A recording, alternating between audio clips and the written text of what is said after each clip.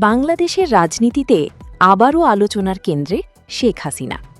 দীর্ঘদিন ধরে দেশের নেতৃত্বে থাকা এই রাজনৈতিক ব্যক্তিত্ব ঘিরে নানা প্রশ্ন, সমালোচনা এবং আলোচনা এখন নতুন করে সামনে আসছে।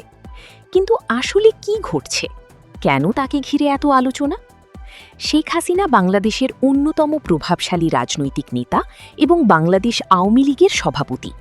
তিনি বহু বছর ধরে ক্ষমতায় আছেন এবং তার নেতৃত্বে দেশ অর্থনীতি, অবকাঠামো ও প্রযুক্তিতে অভিযোগ করে যে রাজনৈতিক পরিবেশ সবার জন্য সমান নয়।